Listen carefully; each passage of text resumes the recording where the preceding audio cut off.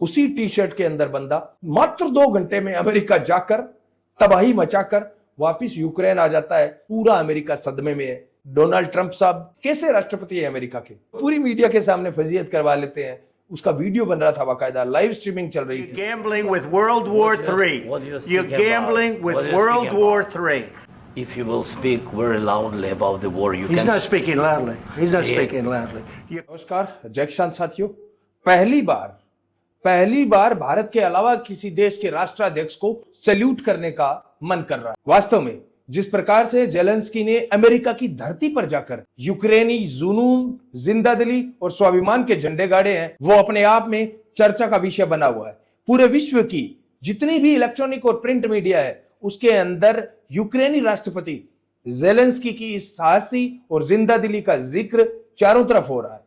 मैं इस वीडियो के माध्यम से आपको बताना चाहूंगा कि किस प्रकार युद्धग्रस्त यूक्रेन कोई मामूली देश के खिलाफ युद्ध नहीं लड़ रहा है। पिछले 2 साल से लगातार विश्व की दूसरी सबसे बड़ी महाशक्ति रशिया के साथ यूक्रेन युद्ध लड़ रहा है। और एक छोटा सा देश यूक्रेन जो मात्र 25 साल पहले आजाद हुआ था, वह यूक्रेन पहली बात तो अमेरिका के प्रस्ताव को स्वीकार करता है। अमेरिकी राष्ट्रपति डोनाल्ड ट्रंप ने उन्हें बातचीत के लिए अमेरिका बुलाया, लेकिन आपको याद रहना चाहिए कि यह प्रस्ताव भेजा उससे पहले अमेरिकी राष्ट्रपति डोनाल्ड ट्रंप ने ऐसी बयानबाजी की। जेलेंस्की को क्या क्या नहीं कहा, तानाशाह कहा था ना, एक कॉमेडियन कहा था, तीसरे विश्व युद्ध में धकेलने वाला सनकी कहा था, क्या क्या नहीं कहा यूक्रेन को और यूक्रेनी राष्ट्रपति जेलेंस्की को, ताकि जेलेंस्की उनकी बातचीत का ऑफर है वो ठुकरा दे। लेकिन वास्तव में अमेरिकी राष्ट्रपति डोनाल्ड ट्रंप की जितनी भी डिप्लोमेसी थी, उन सब को ध्वस्त करते हुए जेलेंस्की अमेरिका की धरती पर उतरते भी हैं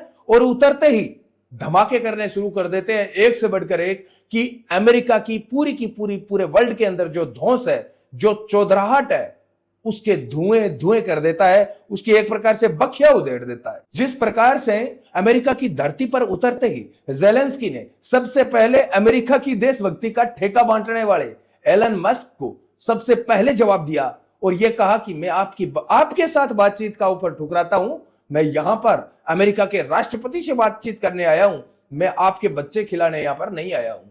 तो जेलेंस्की ने सबसे पहले अमेरिका की धरती पर उतरते ही एलन मस्क को जवाब दिया और उसके बाद में अमेरिकी राष्ट्रपति ने सोचा भी नहीं होगा कि इस प्रकार से अमेरिका की इलेक्ट्रॉनिक और प्रिंट मीडिया के पत्रकारों के सामने इतनी तकड़ी बेइज्जती करेगा, सोचा नहीं था।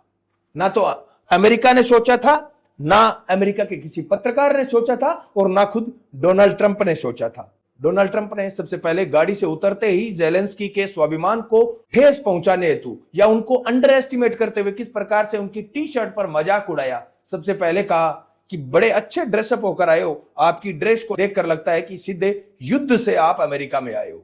तो उस टी शर्ट वाले जवाब पर भी जेलेंस्की ने जबरदस्त धोया अमेरिका को और राष्ट्रपति डोनाल्ड ट्रंप को। और जो जवाब दिया वो मैं ये कहता हूं, इस धरती पर जितने भी देश हैं, प्रत्येक देश का नागरिक अपने राष्ट्राध्यक्ष से यही जवाब अपेक्षित करता है।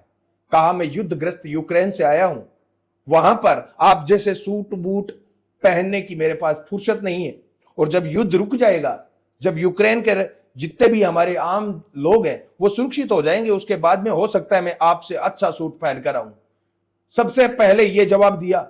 और उसके बाद में उन्होंने अमेरिका के विदेश मंत्रालय के जो वहां पर अधिकारी बैठे हुए थे, वो जब राष्ट्रपति ट्रंप के साथ जेलेंस्की बहस करते हैं, राष्ट्रपति ट्रंप की सारी बातें नकारते हैं, राष्ट्रपति ट्रंप की एक के बाद एक बेइज्जती करते हैं, तब ट्रंप के पास बैठे हुए उनके विदेश मंत्रालय के अधिकारी जोर से बोलते हैं कि आपको डोनाल्ड ट्रंप को धन्यवाद देना चाहिए। जोर से बोलते हैं ये बात।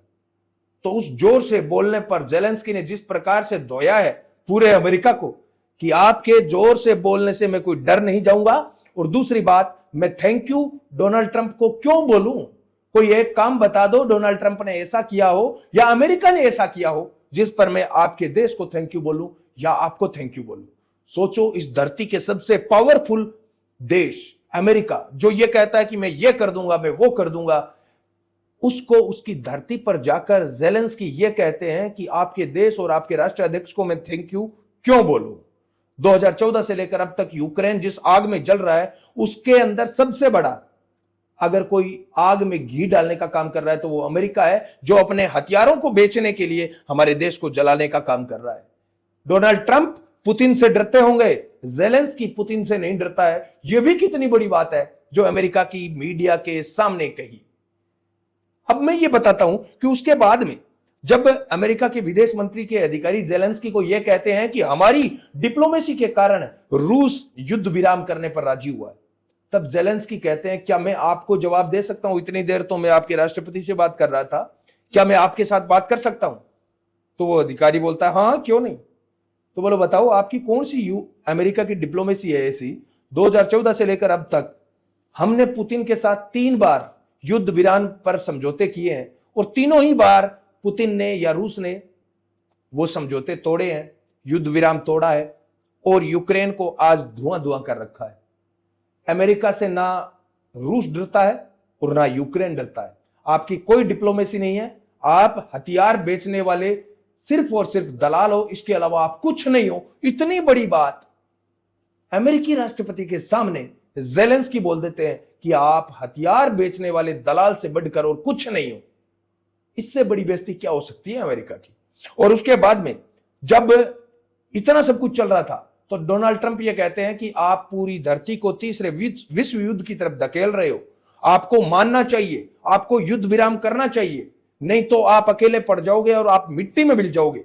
जब यह कहा जाता है जेलेंस्की को, तो जेलेंस्की जो उत्तर देते हैं वो उत्तर मैं ये कहता हूं कि धरती पर जितने भी देश हैं उन देशों की जनता अपने अपने राष्ट्राध्यक्ष से वैसा ही उत्तर अपेक्षित करती है। जेलेंस्की बोलते हैं कि तीसरे विश्व युद्ध का तो पता नहीं, लेकिन अगर यूक्रेन की धरती पर युद्ध नहीं रुका तो आप ये मत सोचो कि अमेरिका में बैठकर आप हथियार बेचते रहोगे और तमाशा देखते रहोगे।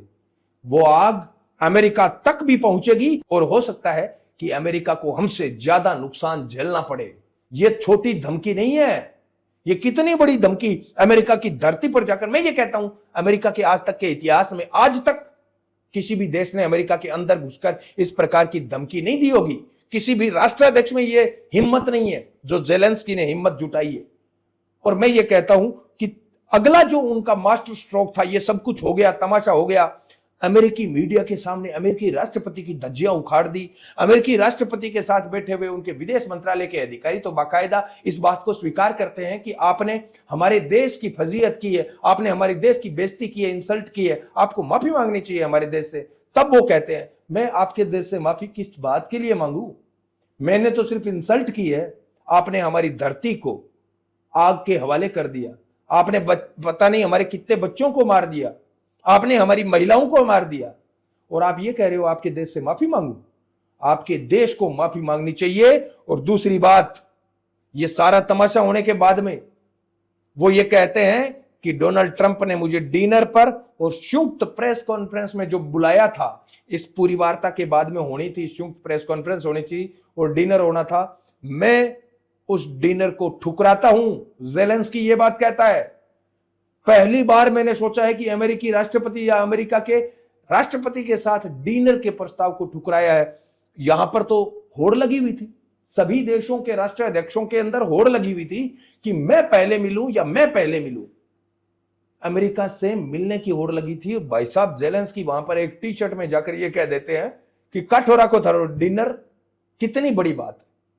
अपने देश की खुददारी, मात्र 25 साल पहले आजाद हुआ यूक्रेन पिछले 2 साल से युद्ध में है, और आज जब उसके साथ खिलवाड़ किया जा रहा था, आज जब यूक्रेन के प्राकृतिक संसाधन है उनको छीनने के लिए अमेरिका सीधी सीधी ब्लैकमेलिंग कर रहा है। ये कह रहा है कि आपके प्राकृतिक संसाधन हमें सौंप दो और युद्ध में हुआ खर्चा हम माफ कर देंगे। तब जेलेंस्की कहते हैं, हमसे पूछकर नहीं किया था, नाटो आपने आपकी चौधराहट के लिए बना रखी है, हमने आपसे नाटो नहीं मांगी, आपने भेजा, आपको डर लग रहा था रूस से, तब आपने वहां पर आए, हमारी धरती का इस्तेमाल किया, यूक्रेन की धरती को आग लगाई, और आज आप कह रहे हो कि आपके प्राकृतिक संसाधनों से आप इस युद्ध का खर्चा पूरा करेंगे। तब जेलेंस्की कहते हैं कि अगर आपके पास पैसे नहीं थे तो आपको यह युद्ध नहीं लड़ना चाहिए था। मेरे देश की मिट्टी का एक भी प्राकृतिक संसाधन मैं अमेरिका की धरती पर नहीं आने दूंगा, नहीं दूंगा आपको कोई भी प्राकृतिक संसाधन, जो करना है वो कर लो। इतनी बड़ी बात अमेरिकी राष्ट्रपति के सामने कह देता है बंदा। और उसके बाद भी पानी पानी हो जाते हैं। डोनाल्ड ट्रंप, अमेरिकी मीडिया, सारे लोग पानी पानी हो जाते हैं। और वहां से निकलता है उसी टी शर्ट के अंदर बंदा, मात्र 2 घंटे में अमेरिका जाकर तबाही मचाकर वापिस यूक्रेन आ जाता है। पूरा अमेरिका सदमे में है। एक बात बताइए, डोनाल्ड ट्रंप साहब कैसे राष्ट्रपति है अमेरिका के, जो अपने देश में दुश्मन को बुलाकर ये कहते हैं आइए बातचीत कीजिए, और पूरी मीडिया के सामने फजीयत करवा लेते हैं। उसका वीडियो बन रहा था, बाकायदा लाइव स्ट्रीमिंग चल रही थी, पूरा विश्व देख रहा था, और सारी फजीयत आपके हमारे सामने है। ये वीडियो मैं आपके साथ सिर्फ इसलिए साझा कर रहा हूं साथियों, असली देशभक्ति, असली राष्ट्रवाद ज़ेलेंस्की ने पूरे विश्व को सिखाया है। इस धरती को बताया है कि इस धरती पर जितने भी देश हैं, उन देशों को यह राष्ट्रवाद ज़ेलेंस्की से सीखना चाहिए। वो वहां पर जाकर ना उद्योगपतियों से मिलते हैं और ना वहां पर जाकर कोई आपके एलन मस्क के बच्चों को खिलाते हैं, वापिस आ जाते हैं अमेरिका की बत्ती लगाकर। आप बताइए ज़ेलेंस्की ने जो किया है वो सही है या गलत है? पिछले 2.5 साल से वो आदमी युद्ध में है, और अमेरिका के डोनाल्ड ट्रंप साहब ये कहते हैं कि आपके प्राकृतिक संसाधनों से इस युद्ध का खर्चा मैं वसूल करूंगा। ये कितनी छोटी और घिनौनी बात कही थी। उस बात का जवाब ज़ेलेंस्की से बेहतर मुझे लगता है इस पूरी धरती पर कोई नहीं दे सकता, और उन्होंने दिया। सैल्यूट करते हैं ज़ेलेंस्की को, और हर देश के राष्ट्राध्यक्ष को अपनी मातृभूमि की रक्षा इसी इरादे, इसी जुनून और इसी स्वाभिमान के साथ करनी चाहिए जैसे ज़ेलेंस्की ने करके दिखाया है। धन्यवाद। जय किसान।